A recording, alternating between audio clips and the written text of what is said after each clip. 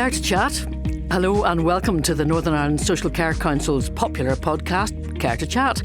I'm Wendy Austin and it's my great pleasure to host these podcasts. Real privilege to hear the stories of social care practitioners and social workers and their clients, and to hear too about the many different and important aspects of the work itself.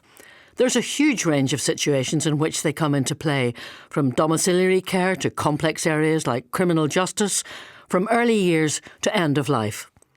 Well, this is a very special episode of Care to Chat as we're joined by Megan from Iran. We've anonymised her name to protect her identity. Megan has sought asylum here in Northern Ireland and is currently going through that process. With her are representatives from the Northern Trust and from social work, Clare McGrath, who's Principal Practitioner for Ethnic Minorities and New Entrants with the Northern Health and Social Care Trust, and also with me, Christine Dunlop. She's a community volunteer from the Presbyterian Church who helped to welcome Megan to Northern Ireland. And it's quite an inspirational story, really, and I hope that you're going to enjoy hearing about it today, and that will also open all of our eyes, perhaps, to some aspects of what's going on in society that we really aren't necessarily acquainted with. So the women who are with me today are all connected through their passion for supporting those in our community who we welcome to Northern Ireland. Or do we? Maybe that's another part of the question. But we welcome that they're either here through seeking asylum or through migration. Also with us is Mehdi, who's acting as an interpreter today so that Megan can understand everything that we're saying and also so that we can get the full picture of her story. So thanks all of you for being here. It's great to have you. Let's just find out, first of all, round the table, how each of you have kind of come together and how you know each other. I'll start with you, Clare, because you're very much central to this in the job that you do. Yeah. So we first met back, I think, probably early 2023, back when we were being, when there is a lot of people seeking asylum, and the numbers have been increasing, and more recently we've had more new entrants into the Northern Trust area, and particularly in around the North Coast area where there was a few hotels that were housing asylum seekers or people seeking international protection. So what we were doing was working relentlessly with our community and voluntary organisations to really try to figure out how we could promote early intervention. And that was myself and my colleague Tracy Kerr, who is a public health, or works for public health nursing. She's a lead nurse. So we really tried to immerse ourselves with the local community and with our key stakeholders like the local council and the churches and other community and voluntary organisations. And I suppose how we came to meet Christine and the other organisations was attending lots and lots of meetings and trying to come up with an idea about early intervention for our friends in the hotel. We know from a health and social care perspective the earlier we intervene the better, and we also knew that people who seek asylum or seeking safety or seeking sanctuary have endured significant trauma, either from war, persecution, whatever reasons they may have left their home country. So Tracy, as I said, Tracy and I were completely relentless, and we met Christine at a community event run by the council back in 2023, and it really just snowballed from there. Tracy had been involved with the Ukrainian schemes and the Syrian relocation schemes as well, and what they had, I suppose, developed at that point was a hub, assistance centre, and we felt that we could really I suppose, use that model to provide that early intervention support. So we had a very clear vision, a shared vision and a shared goal about what we wanted to do to support our friends in the community. Christine, Clare was talking about when she first came in contact with you. What sort of work were you doing through the Presbyterian Church in Portrush and that area at that time? At that stage, I'm an elder in Ballywillan Presbyterian Church, and I was asked by our clerk of session to go along to a council meeting. He knew that I had a heart for people because my previous work career, I was a paediatric physiotherapist. I worked with families. I actually have a history of working alongside Syrian refugees and working with people from lots of different cultures. But I'd retired and I was in a position to help. So I went to the meeting and discovered that I was speaking with people who had kindred hearts about caring for people. And a lot of them I actually knew previously in my work life when I worked in the Northern Trust. And then I finally had worked in the Belfast Trust. So part of my history was wanting to support interdisciplinary, multidisciplinary and partnership working, because I'd worked with health and education and so on. And these were all the people that were coming round the table. So I invited Claire and Tracy and a whole lot of other people to our church. And we listened. That was our main thing, was to listen and find out what the needs were for our new neighbours, what the needs were for our health professional staff, our educational staff, and for the other charities. We are in the perfect position. Our church is literally 3 minutes walk from the accommodation where our new neighbours were living. And I took the request for the use of our church halls to the church session, and they approved that. And from there, we just started to, we built the Wellness Hub. We also allowed Acacia Path, which is a charity that teaches English classes. They would come twice a week, and the Wellness Hub was meeting once a fortnight. But it now meets once a week. And we've hundreds of people have come through our building. And I can say this, we've had people from 33 countries have had the experience of coming to the Wellness Hub, meeting professionals like Claire and Tracy and lots of other health visitors, educational staff. We've had clinical psychologists. We've had trauma support people. We have Vineyard Compassion, which is one of the local churches and charities. And then our Borough Council has been fabulous. There's been so much support, and we're the venue. My role there is like facilitator, but everybody else is doing a professional job, and then we've loads of volunteers from our church and local charities. It's just amazing to see them all work together. The one voice we haven't heard yet is that of Megan herself, and Mehdi's going to translate for us. And I just wonder, could you tell us a little bit of your story, Megan, of how you ended up in Portrush, having come from Iran? من از ترکیه مجبور شدم به خاطر فقط اعتقاداتم، فقط به خاطر ذهنم و فکرم فرار کردم.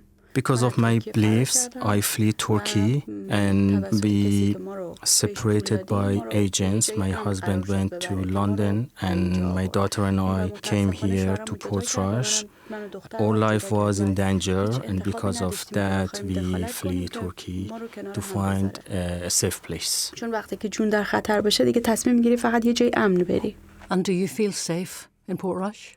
بله خیلی و به خاطر حمایت کلیساست. I'm feeling safe in Portrush because especially the church support. My feeling is better than before because of their support and their help.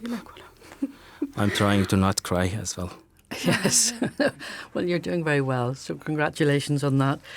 Claire, tell us a bit more about this hub and how you went about in engaging the community. And when we hear Christine saying that they've had people from 33 countries through it, I mean, that is such a change for Northern Ireland and for a population in an area like along the north coast there, isn't it, particularly? Absolutely. I suppose we're not used to the diversity within the north coast area.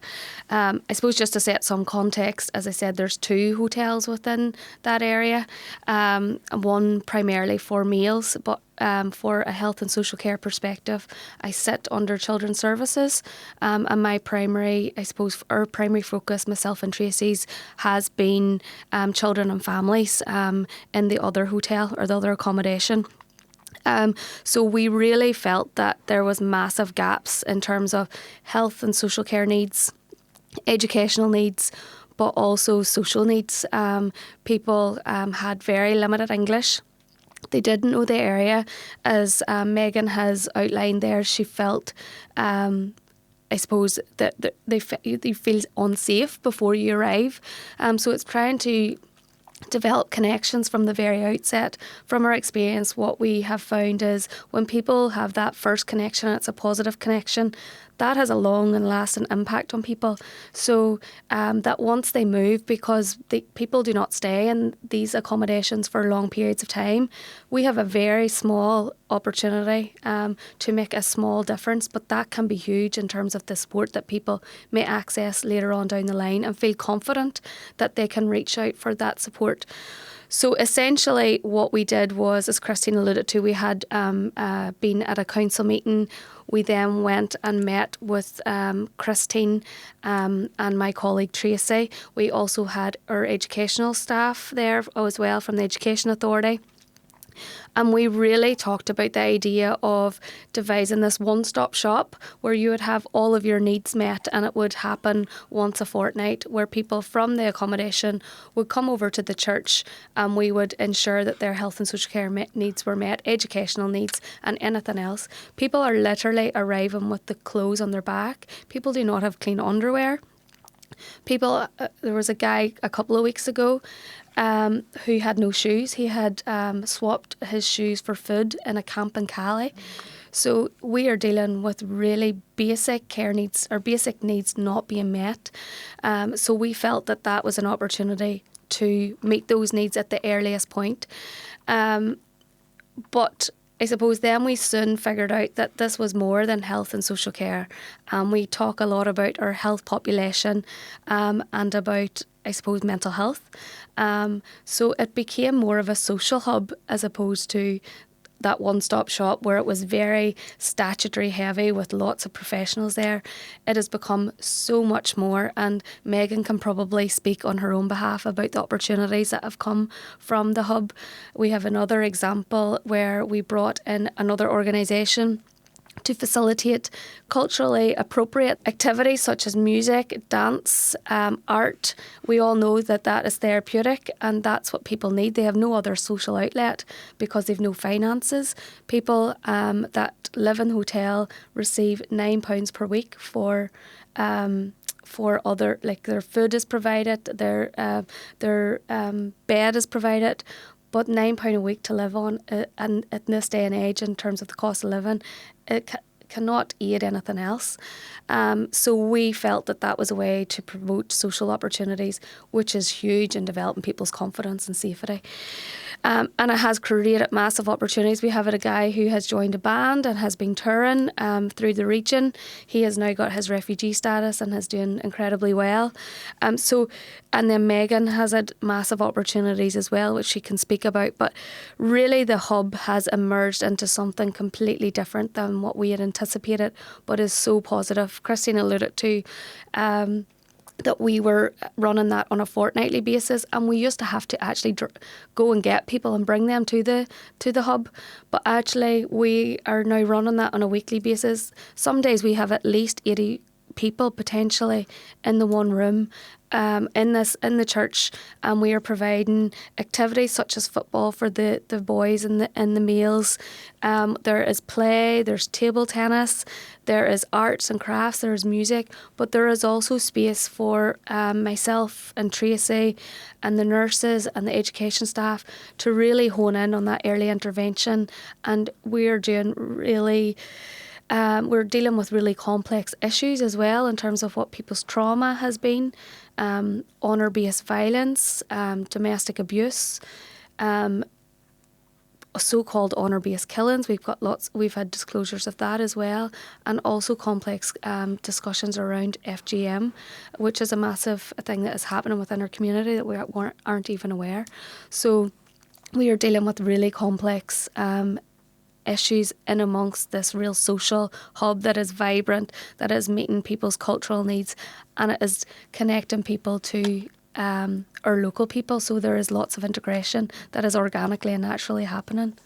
I want to ask Christine about that very last point that you made there in just a moment, but I would like to just pick up on Claire said a couple of times there about the opportunities that you have had, Megan, through the hub, and I know that you were doing architecture in Iran and that you're now doing art here, and I wonder if you could tell me a little bit about that.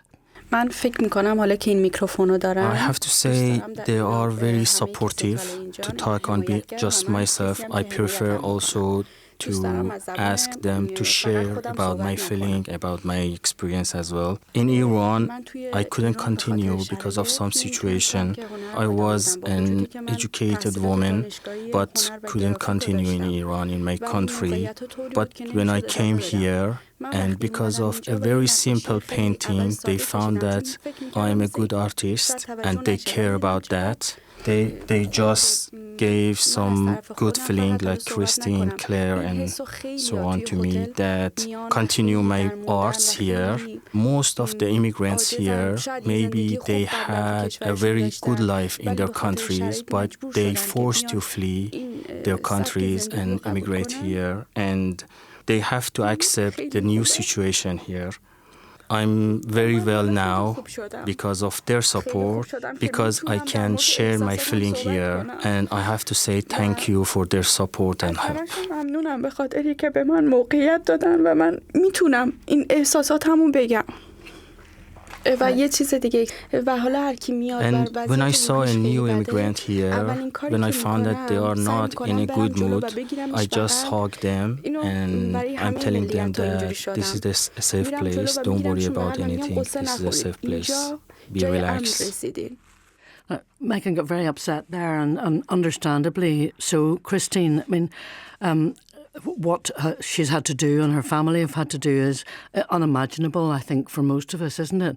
I mean, what are your recollections of meeting Megan and of being with her alongside other migrants in the hub, and how are they now being viewed by the community of which you and now they are a part?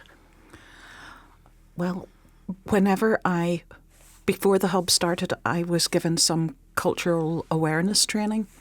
And one of the big things that I was told was to make sure that you greet people the right way.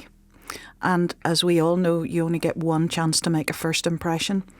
And so every single person who comes in through the door into our church buildings, I greet them with a hug or handshake.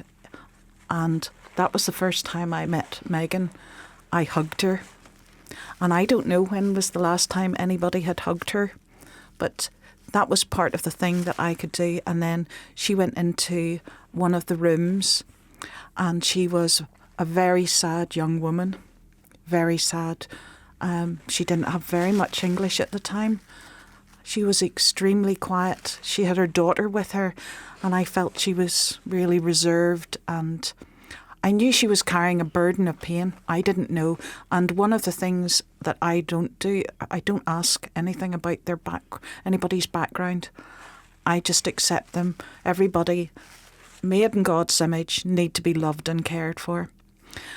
And one of the things that the room that Megan had gone into had some artwork. And I placed paints and a paintbrush and paper in front of her. And I saw a little smile on her face, and she couldn't believe that these things were set in front of her. And about half an hour later, there was a painting that she had created of, I think it was either violas or pansies, and it was absolutely beautiful. Everybody, all the volunteers who were in the church building came to see it, and we went, we were so impressed. And then I looked at Megan, and she had a smile on her face. She had found part of her happy place, and each time she came, she got more art things to do, and I could see her blossoming in her confidence. But it was also part of all the acceptance and love and kindness that everybody, the statutory staff, the volunteers, the other charity workers, because there's loads of people come in and support. And there's a special group that comes from Belfast called Beyond Skin. And whenever I talked to Darren from Beyond Skin, he recognised that we had a superstar in the artistic world in our presence, and he helped support Megan. So that's part of the journey. And she's now, obviously in the process of the asylum system and hoping to get a good result in the end and to pursue that artistic career. Yes. We were able as a church family to buy some of the equipment, the art supplies for her, and she made some wonderful pictures. One of them was incredible and was then requested to be shown in a gallery in Belfast. One of our members of the church drove up to Belfast and delivered the painting to the gallery, and since then I think she's been offered studio space to do some more of her artwork, and we continue to support her with the gifting of paints and so on. She has done the most marvellous painting of our church, incredible work. So we are delighted. Sure, a very pretty church it is. It's too. A very nice church. A lovely yes. church. Well, that's fantastic. And Claire, I mean, that's the kind of outcome that I'm sure you're hoping for. There are so many myths about asylum seekers, about incomers, people that we're not used to having in the country in Northern Ireland, which was so, I suppose, cocooned for a long time for many of the wrong reasons. What about the reaction of communities now and to the communities that you're working in, particularly along the North Coast? Yeah, completely, Wendy. We're not naive to what's been happening in the community and what is in the media as well, in terms of the myths around people who are seeking safety. I suppose it always goes back to what would you do if you were, for example, Megan, and your family, and what would you do to get safety? But I suppose I think the hub has been a massive. Is massive evidence, I suppose, that it's been a double-edged sword from myself and Tracy's perspective. Initially, Christine, and you can correct me if I'm wrong, that there was maybe a wee bit of apprehensiveness around potentially the hub and from the church, whilst there was people that were volunteers that was there with welcoming and opening arms. But initially we didn't have a lot of volunteers. But that has changed massively. And I think that has been one of the biggest wins. That has broke down those myths. That has broke down those barriers. We have so many able, willing and really kind people that are coming, offering up their spare time. A lot of retired people, a lot of people from the local community and particularly the church that now see that they are real people behind the headlines in the news, that these are mummies, these are daddies that want to keep their children essentially safe and do not, I suppose, want their children ending up being harmed and wanting a better life. So the hub has been a massive double-edged sword. We are seeing wins in terms of Megan. Her emotional health and well-being has improved massively since we first seen her. Christine couldn't have put it any better. Megan looked so sad the first time I saw her. Now she has this confidence, albeit she's still dealing with so much behind the scenes. She's separated from her husband. She is not able to work. She is away from her family. But the confidence that being able to do her art and this headspace, being able to just go in and focus on art for an hour and a half has been huge. Something so simplistic that can have such a profound impact on somebody's life. So I suppose just in terms of the myths, we are breaking them. But that's going to take time. There's massive systemic issues that I'm realistic that myself and Tracy and our other folk will not be able to break those down. But we are relentless in trying to get that message out. We are going round our trust as well. People are not, I suppose, consciously being discriminatory at times. There is that unconscious discrimination, and once we go out and talk to our other professionals and break those barriers down and tell real stories like Megan, people then start to realise that it is people behind these stories that we're reading in the news. It's not just people getting on boats to come take our jobs. That is not the case at all. Have you seen a change in attitudes, maybe as a result of the hub? I mean, you were saying there are now lots of people who are volunteering. When we started the hub initially, there might have been one or two people alongside myself who gave their time on a Wednesday morning. At the moment, I have 8 people from our congregation who commit to being there. We have people who teach knitting and crochet, a number of ladies who use sewing machines and teach that. Lots of the women are very gifted craft-wise. We have retired social workers, retired teachers, retired nurses. We have gentlemen who come and play chess with those who don't, for the men who don't want to play sport. We have somebody from the council who comes in and they do volleyball, indoor football, table tennis. We've had a big rolling change of professional staff, which helps them understand more about all of the different cultural differences and understand and knock away those prejudice. So they're being trained, but also our volunteers. They've learned that these are lovely people, just the same as us, care and love their families and want the very best for them.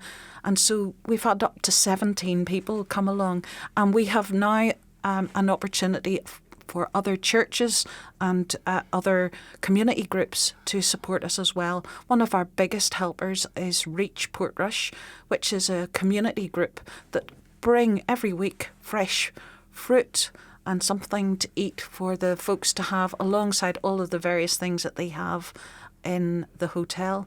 But one of the biggest things that we would, as a dream, is to have some kind of a kitchen where folks could make the foods from home, because some of the children, that's what they miss, the tastes of home. And for loads of mummies who want to cook for their children. So that's just a wish list. But as we get those opportunities with other volunteers, we share about people, they hear the stories, they open their hearts up. And I've been in the fortunate position to be asked to go to speak at bigger events within a Presbyterian church and Presbytery, and then at different women's groups. And as you start to tell and share stories, I don't tell any names, I just give, this is how we are meeting professional people, and this is the kind of things they face. If they come with a bag with all they possess and they have nothing, we are asked to share our second coat, to do the best we can for them. And that, I hope, is breaking down a lot of the myths and prejudice. And people have come. I met one elderly lady of 85, and she heard about us knitting. And the next day she came to me with a bin bag full of balls of wool. So a very simple act, but my goodness, we have ladies who were smiling so they could sit and knit. Simple acts of love and kindness. And we've been able to spread and scale in terms of what we've done with Ballywullen. In the Wellness Hub at Ballywullen Church, we are now have a Community Connections Hub in Glengormley Presbyterian Church, and have the Community Connection Hub in Entrants as well, because we have people right across our trust dispersed. So we are spreading and scaling because we see the impact and the model of good practice that it has been. Christine wanted to come back in. I was going to say that some of the people from Glengormley came to visit our hub and see it working, and they were just blown away. They couldn't believe that such simple things, such simple acts of kindness could make such a change and invest so much in wonderful people and give them opportunities. So you're the template. One of, but it's together. This is all partnership. This is not one person in this.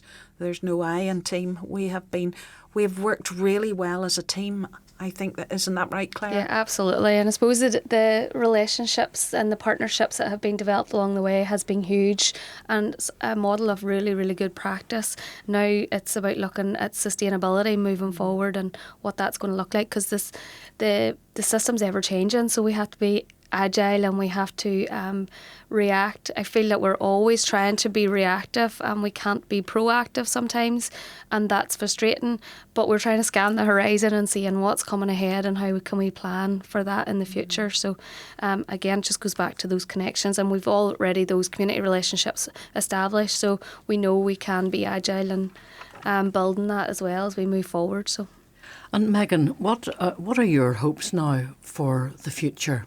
Before moving here, I was hopeless to continue my artworks, but when I went to the church, they support me, they helped me, and they gave hope to me to continue. And now I have all my equipments to starting my dream. Well, let's hope it comes true. Thank you so much for telling us your story today, Megan. And thanks to Claire and Christine as well, and to Mehdi for translating so well for us. You've been listening to Care to Chat, and I said at the beginning that this was a very special episode. I hope you'll agree with that. And do keep an eye on what's happening at the hub at Ballywillen Presbyterian Church in Portrush and the other community hubs that Claire was telling us about. This is an episode of Care to Chat from the Northern Ireland Social Care Council.